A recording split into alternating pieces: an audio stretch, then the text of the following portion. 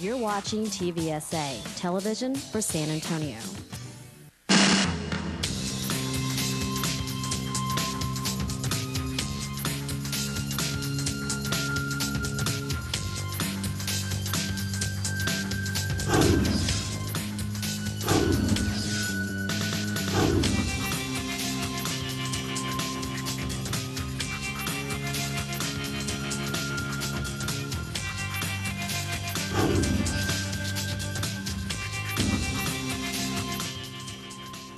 And welcome to Behind the Badge. I'm Officer Robert Dart, your host. With me today is Officer Rosemary Flores with the San Antonio Police Department as well, fellow colleague.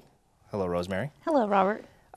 Rosemary, you are with the recruiting department, is that correct? Yes, I am. Okay. Can you tell me a little bit about how long you've been with the department and what you do for the department? Sure. I've been with the department about 13 years now, and I'm actually in recruiting. What I do is go out and recruit cadets for the police department. Okay. And how long have you been with the recruiting department? About 3 years. 3 years? Okay.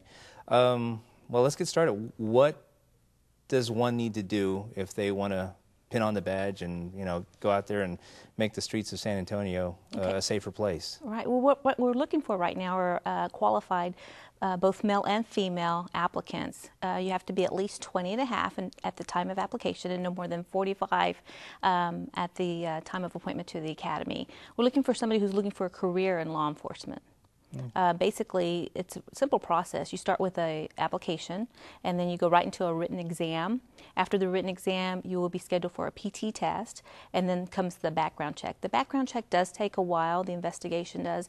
There's a series of tests that you have to take, a psychological test, a medical test, a polygraph, things like that. It doesn't happen right away. It does take some months to be accepted into the police academy. So if somebody thinks they're going to apply one day and get hired the next day, it does take some time to go through your background. Okay, well, that's a good question then. On average, how long would someone have to go through the application process from the time that they sign up to take the test to the time that they get their appointment to the academy? It really depends on how old you are. We go back all the way back to the time you were 17 years of age. So if you've lived a lot of different places, if you've had a lot of different jobs, it's going to take the background investigator a little longer than, say, someone who's straight out of high school, hasn't had a lot of jobs. A military person is somebody that's easy to follow, and you can pretty much trace their steps back to the time they were 17 if they joined the military pretty young. And speaking of the military, that's another one that we're always looking at. We have really good applicants come from the military area, and if they do decide to apply, military do get 5 points extra on the written exam if they provided DD-214 at the time of application. Okay, and most military folks are familiar with that form that you're talking about. Okay. Yes. Is there any requirements that they need for the DD-214? Well, it needs to have an honorable discharge on it, and they'll know anything other than honorable probably would be questionable in your background investigation. Okay. Would that necessarily be grounds for disqualification then? Not necessarily. Not necessarily? It's a case by case. Okay. And who usually determines that? Is that the applicant processing office? It is. The background investigators are the one that do the investigation. Okay. Once somebody has taken the test, how long before they are, I guess, scheduled for the next step? It takes, you find out the night of the exam how you did. It's a written exam, 100 questions. It's a comprehensive exam, 100 questions, multiple choice on a Scantron. You'll find out the day of the test how you score. Those that score in the 92 or higher will be scheduled to take their PT test on usually the following Saturday, if not 2 weeks from then. And then we just trickle down from there. We usually start in the 90s, the ones that score higher, but 70 is passing. You will get called if you make 70 or above. It just, you won't get called right away. So a lot of times people will think that they didn't get accepted because they didn't get into that first batch that are going to take the PT test, but that's not the case. As long as you made a 70 or above, you will get called at some point. Okay. On that exam, what kind of questions are asked? Is it a lot of math? Or there's no math at all. It's all reading comprehension. You read passages and you answer questions after that. There are several books out. We give lots of workshops. There's even on our website, there's a study exam that we have on there. It's a PDF format. It's downloadable, printable for you to review so that you can give the applicant an idea of what's on the written test. Okay. What is that website, by the way? www.sanantonio.gov. Okay. And you can download it very easily. So Yes. viewers at home, if they are curious as to what type of questions are asked, okay, that's good to know. It's a really good website too. You can also find a lot of other information on there, our pay scales, some of the benefits that we have when we're taking applications, the places that we're taking applications.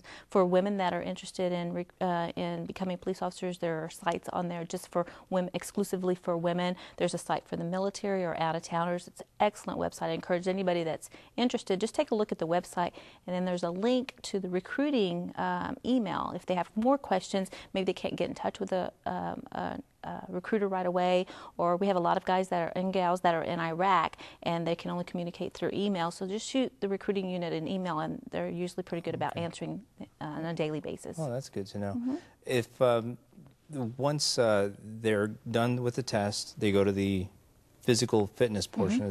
What does that entail? Do you know? Yes, it is a 1.5 mile run, push-ups, sit-ups, jump over a 5-foot wall, and everything goes according to age and gender. Okay. So, and the pace and the scales are also on the website as well. Okay. After the physical fitness portion, and everybody pass, or they pass the that portion, what's the next step after that? After the physical fitness portion, you'll be called in to talk to a detective who will ask you to give a personal history statement, and you'll have a time to turn in all this information. You'll be assigned a background investigator. From that point on, you'll be on a one-to-one with your background investigator. They'll set you up for all your next appointments that will come up, the polygraph, a medical exam, psychological board that you'll have to go in front of. There's a few other tests that are on the website that you can take a look at, and it gives you a little synopsis of what each test entails as well. Those are all scheduled events that are done by your background investigator. Okay. I know that credit is a big question. Is that something that the department has started looking into? Yes, it is, and the biggest thing with the credit is that you can manage your debt. That's the biggest thing, the biggest issue that we have with the credit. Okay. And are those considered or looked at on a case-by-case basis? Yes, Okay. case by case. All right. So we're looking at the physical fitness portion after the exam, and then the background. What's the next step after the background? After the background, and you get a conditional letter of employment, offer of employment, and then your paperwork will go up to the chief's office. He will review it at that time and sign off on it, and then you'll become appointed as a cadet into the cadet program.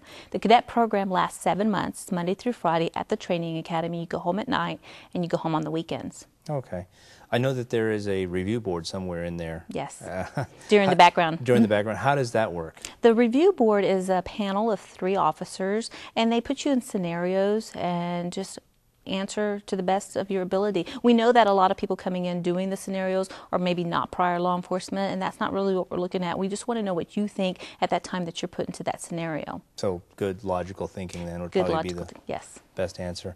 I know a lot of people are probably nervous about a polygraph. Polygraph is, I know, is a requirement to get on the department. Any advice for anybody that The hasn't? best thing I can tell you about a polygraph is to relax. Clear your mind and just answer the question. Try not to think into it too much, and just answer the question. There's a lot of people that try to beat the polygraph, but we have an excellent polygrapher on our department who does a really good job. And if maybe you didn't tell the truth in the beginning, it will come out during that polygraph. They'll find out if you've been lying about anything. Right. So. Okay. How often are you recruiting now? Now that we know how the process kind of works, how often are you recruiting officers? Well, we just kicked off this year. We're starting to recruit every 2. Well, we're recruiting all the time, but we're starting to take applications every 2 months. In fact, in December, we just took applications, and we hope to start taking applications again in February. We'll be kicking off our recruiting cycle every 2 months. So people that are interested in filling out an application can look at the website and just look for the dates. We'll have them on there pretty quick, so they can tell when they can put in an application. All right. If anybody's joining us right now, what is that website again? www.sanantonio.gov. Okay, excellent. Let's talk a little bit about benefits then. I'm sure you get asked that all the time. What are some of the benefits as far as graduating from the academy? Oh, well, when you graduate from the police academy, you have a basic peace officer's license. You can move up to intermediate license pretty quickly by just taking a few classes. There are 5 classes that a basic peace officer needs to take to move up to the intermediate level. There are so many benefits on the department. I'll name just a few. If you work nights, you get night differential. If you speak a second language, that's $50 more a month. You have education pay for an associate's or a bachelor's degree or higher if you have it. Even if you don't have a degree, if you have 65 college credit hours or more, you'll be compensated for that. There's also, in addition to that, you're always accumulating vacation time, sick time, bonus days. Every year you're given the opportunity to earn up to 5 extra physical fitness days. It's a lot. There's so much I can tell you, but it's best just to go to the website and look at it, and it breaks it down piece by piece. The benefits listing is very lengthy. I looked at it, and of course, I'm yes. being a member, I'm quite aware of it, but I have a lot of people ask me as well, and I always refer them to talk to a recruiter. Now that we know as far as what is expected during the cycle, now how often you are doing that, if somebody's just joining us right now, let's go through it real quick. What do they need to do in order to join the police department? The first thing that they need to do is fill out an application. Just look at the website. It'll give you the dates and times and the locations where we're taking applications. We go everywhere. We go to military institutions. We go to colleges. We're at downtown every day at 215 South San Saba. That's the first step. The next step, you'll be scheduled for your written exam. You have to have submitted an application before you can take the written exam. If you successfully pass the written exam, then you'll be scheduled for your PT test after that, and then you'll go into your background check, which does take some time. It does take some months to get in the department. It's not a quick, overnight thing. Right. Okay, well, good. Well, it sounds like you've got a lot of information. If somebody needs to get in touch with you, obviously the website, www.sanantonio.gov. Well, how about a phone number if somebody wants to reach you by phone? Yes, area code 210-207-6270. 6270. All right. Any other last thoughts as far as anybody that might be interested in joining the police department? Oh, yeah, and especially being female, I always want to put in that female kick. We have more females on the department than we've ever had before. I myself, when I first came on the department, didn't see a whole lot of females out there. And if you look around, we have more and more females. So I encourage, if you've ever thought, to the females out there, if they've ever thought about becoming a police officer and maybe their boyfriend doesn't want them to do it or their husband thinks it's not a good thing, you should just give it a try and come talk to me and I'll tell you my story. There's some stories on the website that you can look at about women in policing to maybe give you the confidence that you need to just put your foot in there. My only regret is that I didn't do it sooner. I wish I had come on the department. I was 29 when I came on, so I wish I had come on a lot sooner if I had only known. But I didn't see a whole lot of recruiters back then, so that would be my biggest thing, is to get the females out there. Right. How many officers are on the recruiting team right now? We have 4 officers on the recruiting team right now. So if they can't reach you, who else can they reach? We have Officer Taylor, Officer Castaneda, and Officer Vada are the other 3 recruiters besides myself that they can get in touch with. Okay, and you all work out of the academy, is that correct? We do, but we're in the process of moving over into Applicant Processing Center, which is at 215 South San Saba, and there will all be housed. All the recruiters and all the applicant processing detectives will be there, one location. Okay. Rosemary, thank you so much for joining us today. Again, that website is? www.sanantonio.gov. And the phone number? Area code 210-207-6270. All right. Thank you very much for joining us today. And that was Officer Rosemary Flores with the San Antonio Police Department Recruiting Unit. We'll be back in a few minutes to talk with Officer George Chavez, talk about training at the San Antonio Police Academy.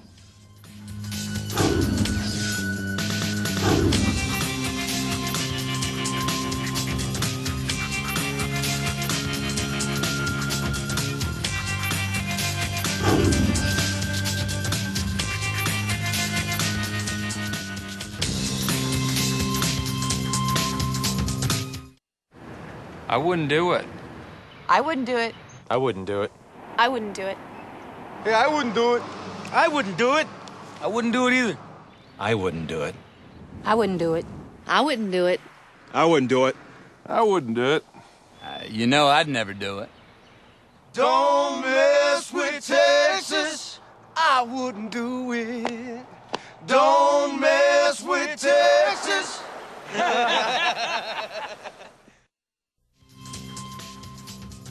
And welcome back. I'm Officer Robert Dart. with Behind the Badge. I'm your host, and we're talking training and recruiting today. And with me now is Officer George Chavez with the San Antonio Police Department. Officer Chavez, welcome. How you doing, Robert? Good. Good to see you. Now, you and I, Officer Chavez, go back a long way. You want to explain to people how long you've been with the department? Introduce yourself. Well, my name is Officer George Chavez. I've been with the department approximately 7 years, and me and Robert went to the academy together. So we've got that. We also actually used to work at juvenile detention together, which is even further back than that. For a short while. For a short while, and we actually went through the applicant processing together. So we did the whole ran the gamut together.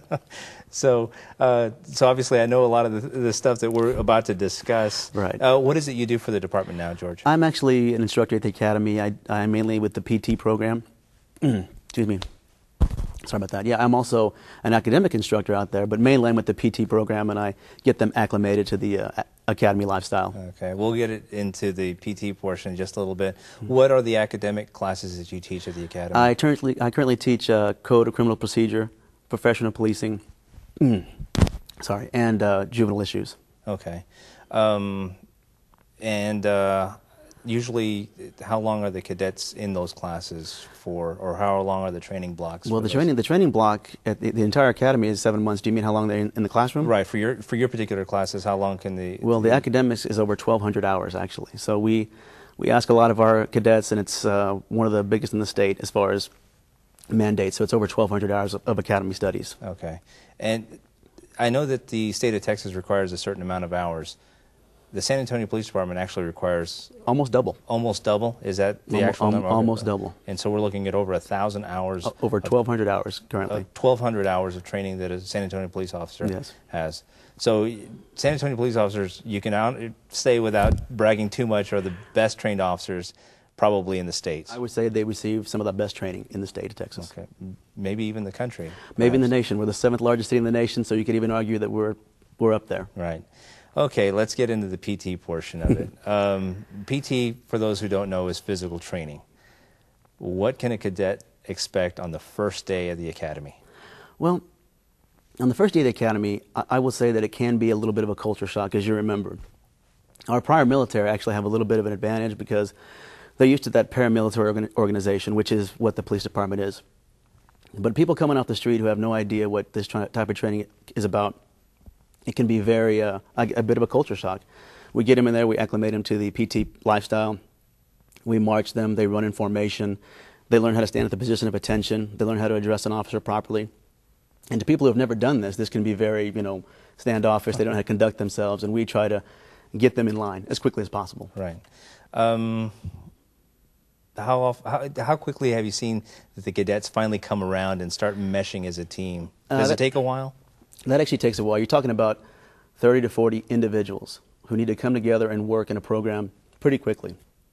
This varies. Some people come together with a lot of prior military, a lot of motivated individuals, and it can take 2 weeks. Others come together, 30 individuals, trying to do their own thing, and it can take months. Depending on how they work together and come together, it can be a great experience. Or if they're pushing against one another, it can be a bad experience. But we're there to motivate them, we're there to teach them the right way, and it comes together. Okay. Let's get in the academic portion of it. How much testing is done, and how are cadets graded, actually, I should ask? Well, it's very similar to that of high school. You have a few hours of teaching, like my academic block in Code of Criminal Procedure is approximately 36 hours. At the end of that 36 hours, they take a test. And depending how they score, they're listed. And academically, we want above an 80. Okay. That's the average. TCLOS requires you to score a 70. But at SAPD Academy, you need to have an 80 to pass the academy to graduate. Okay, so that's another standard that SAPD has above the rest of the state. We want our cadets, the minimum is 70. You have to maintain an 80. So the state mandates at least a passing score of 70. San Antonio Police Department mandates a passing score of 80. Definitely. And so it's basically a B average or better. B average or better. If you don't maintain that, then you cannot become a San Antonio police officer. Okay, well, that's important for anybody that might be interested in joining the police department then, as far as knowing what the academic requirements are. So it's not just going to be physical part of it that's going to be required, but the academic portion is actually it's very important too. Quite strenuous, I would say. And that's the thing. You're there in the morning for the first 2 hours, and you're PTing, you're training, you're running, push-ups, sit-ups. You get a few minutes, and then you're back in the class, and you have to be able to sit in class and learn information. And we throw a lot of information out there. They have to maintain it, process it, and be able to perform on the test and score at a high level. Okay. Once cadets have gone through the physical training of it, which is throughout most of the entire academy, and the academic portion, when do they get to do some of the hands-on stuff? Well, PT lasts approximately 20 weeks, so that's a very long time. The first 13 weeks is Monday, Wednesday, and Friday. After that, they move to Tuesday, Thursdays. After PT is finished and they've finished taking what we call our final evaluation, which is a Cooper's test, then they start moving into skills, driving, shooting, tactics, and they move on into those areas. Okay. Can you tell us a little bit about those three areas individually a little bit? Sure. I don't instruct those courses, but I can tell you that when it comes to shooting, they actually go to an outdoor firing range, and they learn how to use their sidearm, their Glock 40, and several hours of shooting. I can't even tell you how many hours of shooting. I don't even recall. I remember our trigger fingers getting very sore. Exactly. Your trigger finger will get tired, so several hours of shooting.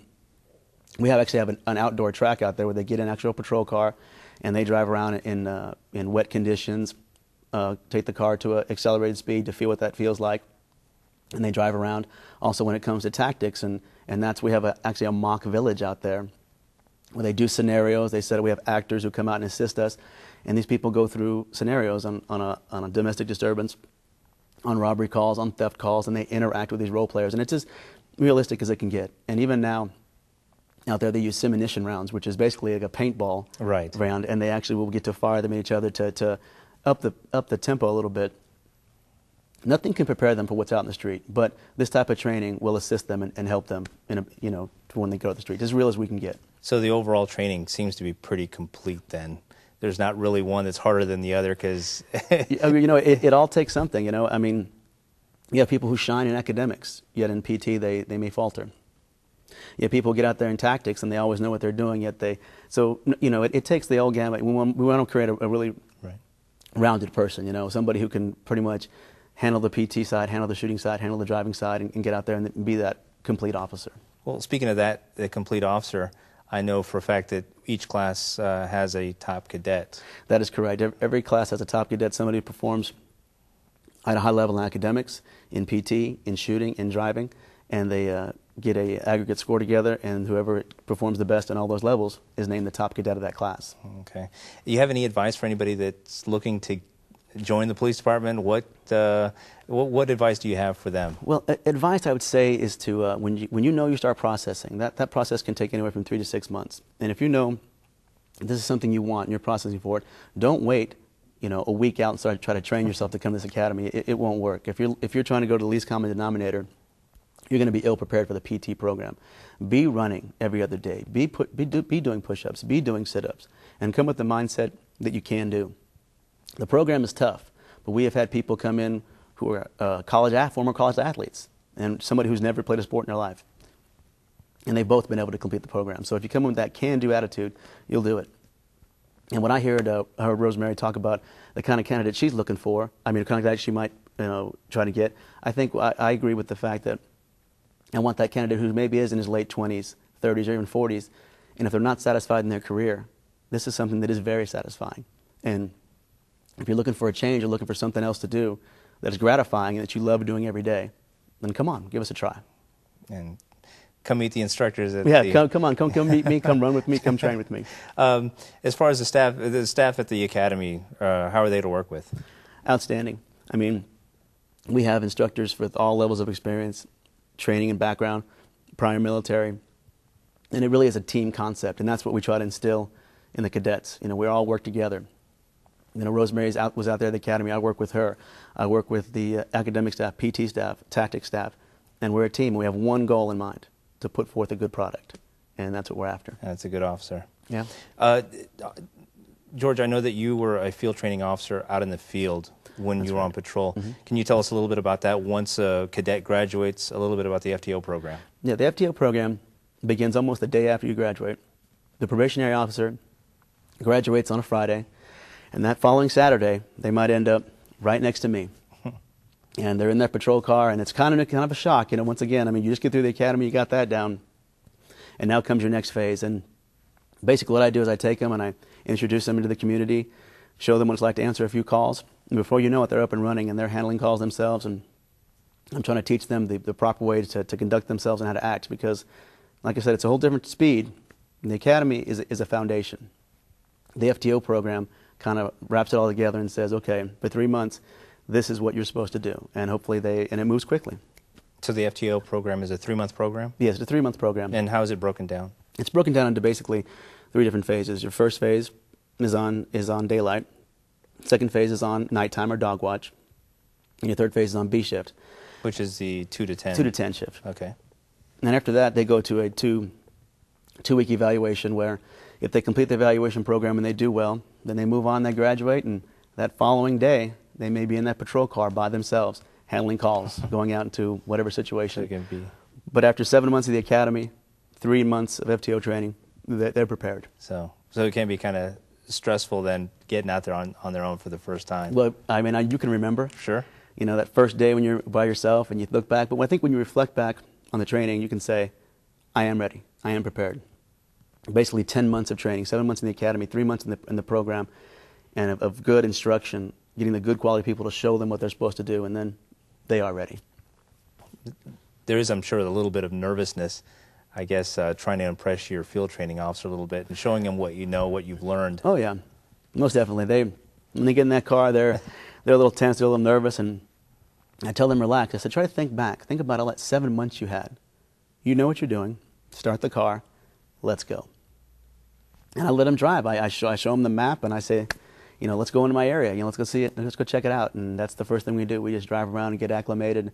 And before you know it, by the second week, they're a little more comfortable. They're volunteering for calls. They're looking for on-site activity. Right.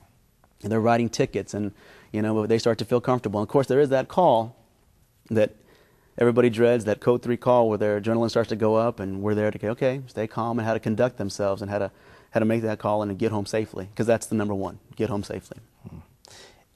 And as we wrap this up, any advice you have for anybody that's looking to get on the police department, not only just as far as the training, what to expect, but you know, what to expect as a career as a police officer, especially a career with the San Antonio Police Department? Well, I would tell you what to expect if you ever do go through all the training and wear this uniform.